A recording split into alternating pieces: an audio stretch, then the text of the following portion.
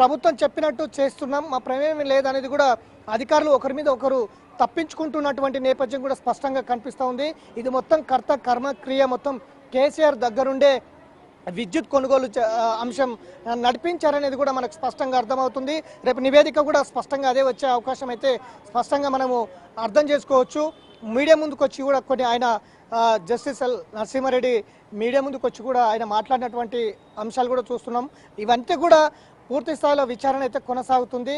ఎవరిని కూడా ఉపేక్షించేది లేదు. న్యాయబద్ధంగా ఈ విచారణ సాగిస్తాం. గతం ముఖ్యమంత్రికి కూడా నోటీసులు అందించాం. ఆయన ఈ నెల చివరి వరకు అవకాశం అడిగారు. కానీ ఇప్పటివరకు అయితే ఎలాంటి రిప్లై లేదు. ఖచ్చితంగా రిప్లై కోసం ఎదురు చూస్తాం. ఒకవేళ రిప్లై ఇవ్వకపోతే మాత్రం ఆయనను కూడా విచారిస్తామనేది కమిషన్ అయితే చెప్తా ఉంది. ఇటు విద్యుత్కు సంబంధించిన కమిషను, అటు కాళేశ్వరంకి సంబంధించిన కమిషన్, రెండు కమిషన్లు కూడా దూకుడుగా ముందుకు వెళ్తున్నాయి. ఈ రెండు కమిషన్లు 100 రోజుల్లో ఒక నివేదిక ప్రభుత్వానికి ఇవ్వాలి. ఆ 100 రోజుల్లో నివేదిక ఇవ్వాల్సి ఉంది కాబట్టి వేగవంతం చేస్తున్నాయి. ఇందులో ఎవరెవరు ఇన్వాల్వ్ అయి ఉన్నారనే దాని మీద ఖచ్చితంగా ఇన్వాల్వ్ అయిన వాళ్ళందరికీ నోటీసులు జారీ చేసి ఇక్కడ విచారిస్తున్నటువంటి నేపథ్యం కనిపిస్తుంది. యాదాద్రి థర్మల్ ప్రాజెక్టుకు సంబంధించి ఇప్పటివరకు ఇంకా రైల్వే లైన్ కూడా లేదు. దాదాపు కొన్ని వేల మెట్రిక్ టన్నుల బొగ్గుతో ఆ విద్యుత్ అక్కడ ఉత్పత్తి అవుతుంది. ఇప్పటివరకు సూపర్ మెట్రిక్ యంత్రాలు మాత్రం అక్కడ పెడతామని చెప్పారు. కానీ యాదాద్రిలో మాత్రమే సూపర్ క్రిటికల్ విద్యుత్ ప్లాంట్లు అక్కడ మిషన్లు ఉన్నాయి.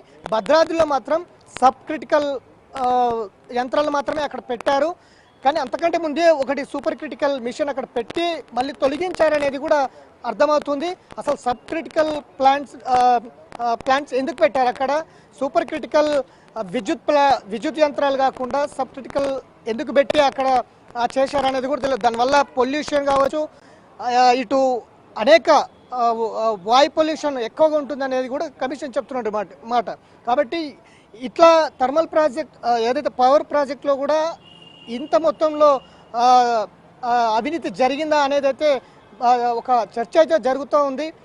ఏ విధంగా ఏ ప్రామాణికంగా ఈ థర్మల్ రెండు భద్రాద్రి యాదాద్రి పవర్ ప్రాజెక్టులు నిర్మించారు, ఒక ఏ గైడ్లైన్స్తో నిర్మించారనే దాని మీద కూడా పూర్తి స్థాయిలో విచారణ అయితే చేస్తామని కమిషన్ అయితే చెప్తుంది. ఇక ఛత్తీస్గఢ్ అంశంలో మాత్రం విద్యుత్ కొనుగోలు అంశంలో రాష్ట్ర ప్రభుత్వం ఎక్కువ డబ్బులు వెచ్చించి పవర్ని కొనుగోలు చేసింది అనేది స్పష్టంగా అర్థమవుతుంది. అక్కడ ఏ కంపెనీతో చేసింది, గతంలో ఆ కంపెనీ పేరేంటి అనేది అయితే ఇప్పటివరకు అందులో లేదు. ఆ తర్వాత ఆ తర్వాత మళ్ళీ ఎంఓయూ ఎట్లా చేసుకున్నారు, ఒకవేళ అధికారులు కూడా ఎవరైతే విద్యుత్ అధికారులు కూడా ఇట్లా నేరుగా అంటే టెండర్లు లేకుండా మనం నేరుగా విద్యుత్ కొనుగోలు చేస్తే నష్టపోతామని చెప్పినప్పటికీ వాళ్ళని ఆ శాఖ నుంచి తొలగించి మరొక శాఖకు పంపించడాలు అట్లాంటివి కూడా జరిగినట్టుగా మనకు స్పష్టంగా అర్థమవుతుంది. ఆ తర్వాత నేరుగా ముఖ్యమంత్రి లెవెల్లోనే ఈ విద్యుత్ కొనుగోలు జరిగిందనేది స్పష్టంగా అర్థమవుతున్న నేపథ్యం కనిపిస్తుంది. ఎందుకంటే